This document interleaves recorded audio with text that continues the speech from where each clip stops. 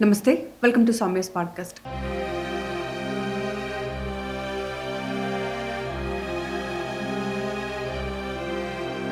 ఏ మనిషికైనా మరణించడం అత్యంత బాధాకరం. మనం ఇంకొద్ది గంటల్లో చనిపోతామని తెలిసినా సరే, ఇంకొన్ని క్షణాలైనా బ్రతకాలి అనుకుంటాం కానీ, ఆ బ్రతకడం కంటే చావే సరైనది అని ఎవ్వరూ అనుకోం. ఆ వ్యక్తి విషయంలో మాత్రం కొంతమంది వైద్యులు చేసిన నిర్లక్ష్యం వలన ఆమెకిప్పుడు మరణమే శరణ్యమైంది. ఈ బ్రతకడం కంటే చనిపోతేనే బావుంటుందని చెప్పి రాష్ట్రపతి ద్రౌపది ముర్ముకి కారుణ్య మరణం కావాలని చెప్పి ఎమోషనల్‌గా ఒక లెటర్ రాసింది. కారుణ్య మరణం in the sense mercy killing. మనిషి హుందాగా, సంతోషంగా జీవించడానికి ఎంత హక్కుందో, మరణించడానికి అంతే హక్కుంది అని చెప్పి ఈ కారుణ్య మరణం తెలియజేస్తుంది. ఇప్పుడు దీని కిందే ఆమె ద్రౌపది ముర్ముకి ఒక లెటర్ రాసుకున్నారు. ఇంతకీ ఆమెకొచ్చిన కష్టం ఏంటి? ఎందుకని ఆమె అంత పెద్ద డిసిషన్ తీసుకున్నారు? ఇవన్నీ కూడా ఈ వీడియోలో క్లియర్‌గా మాట్లాడుకుందాం. అండ్ నిజంగానే వీడియో చివరి వరకు చూస్తే మన లైఫ్‌లో జరిగే కొన్ని ఇన్సిడెంట్స్ మనకి ఎలాంటి లెసన్స్ నేర్పిస్తాయి, లేదా ఇప్పుడుండేటటువంటి సొసైటీలో చిన్న చిన్న వాటిలకి సూసైడ్ చేసుకొని వెనక ముందు ఆలోచించకుండా చనిపోతున్న వారికి ఇది మాత్రం ఒక పెద్ద లెసన్ లాగే అనిపిస్తుందని నేను అనుకుంటున్నాను. ఇండోర్‌లో నివసించే చంద్రకాంత జైత్వాని. ఈమె కథని ఎక్కడి నుంచి స్టార్ట్ చేయాలో నాకు ఇప్పటికైతే అర్థం కావట్లేదు. కానీ 2020వ సంవత్సరంలో ఈమె ఆర్థోపెడిక్ ట్రీట్మెంట్ కోసం ఓ హాస్పిటల్‌లో అడ్మిట్ అయింది. ట్రీట్మెంట్ తీసుకుంటున్న మధ్యలోనే డాక్టర్ల నిర్లక్ష్యం వల్ల ట్రీట్మెంట్ వికటించి ఏదైతే శరీరం నుంచి కింద భాగం ఉంటుందో అదంతా కూడా పక్షవాతం వచ్చేసింది. దాంతో ఆవిడ కనీసం లేచి నడవలేనటువంటి పరిస్థితి. అంటే సెకండ్ పర్సన్ లేనిదే ఆమె ఏ పని చేసుకోలేనటువంటి సిచ్యువేషన్. కానీ అలాంటి సిచ్యువేషన్‌లో కూడా ఆమె అప్పటికి ఒక గవర్నమెంట్ టీచర్‌గా పనిచేస్తుంది. అలాంటి సమయంలో కూడా ఆమె పిల్లలకి లెసన్స్ చెప్పడం మానలేదు. ప్రతిరోజు కూడా దాదాపు 8 గంటల పాటు ఆమె పిల్లలకి టీచ్ చేసేవారు. ఆవిడ ఒక సైన్స్ టీచర్‌గా పనిచేసేవారు. ఆమెకి ఇంకొక రేర్ వ్యాధి కూడా ఉంది. అదే ఆస్టియోజెన్సిసా ఇంపర్ఫెక్ట్. ఈ వ్యాధి ఏంటి అంటే, ఏవైతే మనకి శరీరంలో ఉండేటటువంటి ఎముకలున్నాయో, ఎముకలన్నీ కూడా పెలుసులుగా, అంటే కంప్లీట్‌గా చాలా సన్నగా మారిపోయి ఇలా ముట్టుకుంటేనే విరిగిపోతాయేమో అన్నంతలా మారిపోతాయి. అయితే అంత బాధను భరిస్తూ కూడా ఆవిడ టీచింగ్ మీద ఉండేటటువంటి ఇష్టంతో ప్రతిరోజు కూడా దాదాపు 8 గంటల పాటు పిల్లలకి టీచింగ్ చెప్పేవారంట. అయితే ఇక ఆవిడ రాను రాను కూడా ఆవిడలో ఉండేటటువంటి శక్తి అంతా క్షీణించిపోయి ప్రస్తుతం కనీసం టీచర్‌గా కూడా ఆమె లెసన్స్ చెప్పలేనటువంటి పరిస్థితుల్లో ఉంది. అయితే ఆవిడ ఉంటున్నటువంటి పరిస్థితి మీద ఇంకా ఆమెకే బ్రతకాలి అని లేదు. అలా అని చెప్పి అందరిలాగా ఆమె సూసైడ్ చేసుకోవాలని కూడా అనుకోలేదు. అందుకే ద్రౌపది ముర్ముకి ఒక లెటర్ రాసింది. ఆ లెటర్‌లో ఏం రాసిందో తెలుసా? నేను నా విద్యార్థులకి ధైర్యంగా ఎలా ఉండాలో పాఠాలు చెప్తాను. కాబట్టి నేను ఆత్మహత్య చేసుకోలేను. కానీ ఇక నుంచి నా శరీరం నాకు సహకరించడం లేదు. ఏ పనిని నేను చేసుకోలేకపోతున్నాను. కాబట్టి నా అవయవాలను వేరొకరికి దానం చేయాలి అనుకుంటున్నాను. దాంతో పాటు తనకు ఉండేటటువంటి ఆస్తిని కూడా తను ఎక్కడైతే టీచింగ్‌గా పనిచేస్తుందో ఆ స్కూల్‌లో ఉండేటటువంటి 6 పేద విద్యార్థులకి తన యావదాస్తిని కూడా దానం చేసేసింది.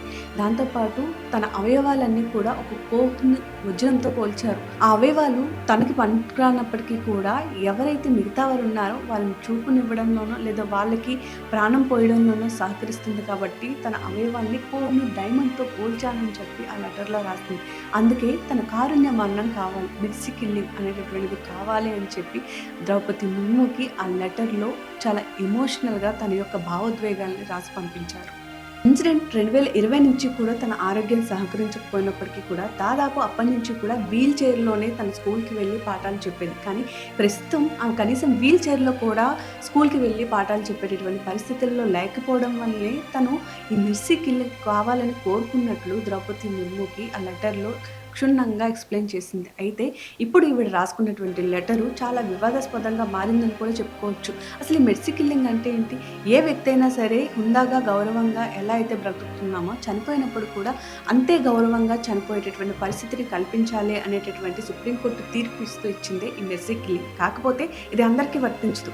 ఎవరైతే దీర్ఘకాలికమైనటువంటి వ్యాధులతో ఉంటారో, ఎవరైతే వాళ్ళు భరిస్తున్నటువంటి ఆ వ్యాధులకి కంప్లీట్‌గా ట్రీట్మెంట్ ఉండదో అలాంటి వ్యక్తులకి ఈ మెర్సీ కిల్లింగ్ ద్వారా విముక్తిని కలిగించాలి అని చెప్పి సుప్రీంకోర్టు ఒక తీర్పునైతే ఇవ్వడం జరిగింది. అయితే దీన్ని చాలామంది మిస్‌యూజ్ చేసుకునే వాళ్ళు కూడా ఉన్నారు. కాబట్టి ప్రస్తుతానికి సుప్రీంకోర్టు ఈ మెర్సీ కిల్లింగ్‌ని కూడా ఎక్కువగా ఆమోదించడం లేదు. అయితే మెర్సీ కిల్లింగ్ కోసం కోర్టును ఆశ్రయించింది. అయితే ఇవన్నీ కూడా చూస్తున్నప్పుడు కొంతమంది మాత్రం బ్రతుకు చాలా విలువైనది. ఎలాంటి పరిస్థితుల్లో కూడా ఒక వ్యక్తిని చంపే హక్కు ఎవ్వరికీ లేదు. కాబట్టి అసలు మెర్సీ కిల్లింగ్ ద్వారా ప్రాణాలను ఎలా తీస్తారు అనేటటువంటి క్వెషన్‌లు కూడా ఉన్నాయి. కానీ మనం కాస్త ఆలోచించి చూద్దాం. అసలు జీవితంలో ఎన్నో ఆశలతో ఉన్న వ్యక్తి కంప్లీట్‌గా బెడ్ రిడెన్ అయిపోయి ఇంకా ఎలాంటి పరిస్థితుల్లో తాము బయటకు వెళ్ళలేము అనుకున్నటువంటి వ్యక్తులు ఒక పక్క. ఇంకా అదే కాకుండా అనుక్షణం వాళ్ళున్న ప్రతి క్షణం కూడా ఒక నరకంలాగే అనిపిస్తుంది.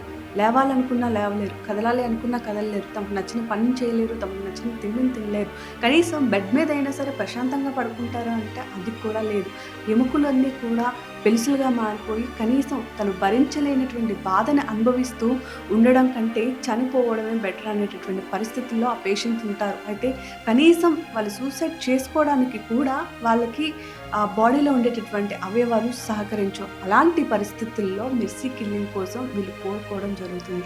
అయితే ఈమె కోరికలో న్యాయాన్ని పక్కన పెడితే ఈమె ఎంత మంచి మనసు ఉన్న ఆవిడ అయితే ఎలాగో నేను చనిపోతాను కాబట్టి నా అవయవాలు కనీసం నేను బ్రతుకున్నప్పుడు నాకు ప్రశాంతమైన చావుని ప్రసాదిస్తే ఖచ్చితంగా నా అవయవాలు వేరొకరికి ఉపయోగపడతాయి. కనీసం వాళ్ళ యొక్క ప్రాణమైనా నిలుస్తుంది అని చెప్పి చాలా భావోద్వేగంతో రాష్ట్రపతి ద్రౌపది ముర్ము గారికి ఈమె లెటర్‌ని అయితే రాసుకోవడం జరిగింది. అయితే ఎన్నో కేసెస్‌ని మనం చూసాము. కానీ ఈవిడ కేసులో మాత్రం ద్రౌపది ముర్ము ఎలాంటి రిప్లైనిస్తుంది, సుప్రీంకోర్టు ఏ విధంగా తీర్పునిస్తుంది అనేటువంటిది మాత్రం ఇంకా తెలీదనే చెప్పుకోవచ్చు. ఏదేమైనా సరే ఇదొక ఎమోషనల్ స్టోరీ అని నేను అనుకుంటున్నాను. దీన్ని ఎమోషనల్ అనుకోవాలా లేకపోతే ఎలా చూడాలో తెలీదు.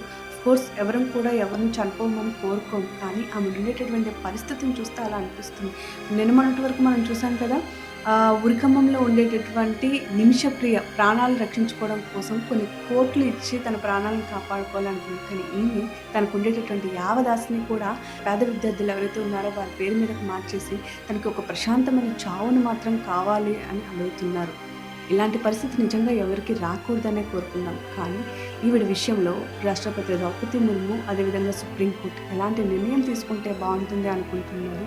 మీ అభిప్రాయాన్ని కూడా ఖచ్చితంగా కామెంట్ రూపంలో పోస్ట్ చేయండి. అండ్ ఇలాంటి ఇంట్రెస్టింగ్ వీడియోస్ లేదా ఇలాంటి ఆసక్తికరమైనటువంటి విషయాలు మీ ముందుకు ఎప్పటికప్పుడు నేను తీసుకొచ్చే ప్రయత్నం చేస్తాను. కాబట్టి నా ఛానల్ని ఖచ్చితంగా సబ్స్క్రైబ్ చేసుకోండి, ఫాలో అవ్వండి. Keep watching my channel.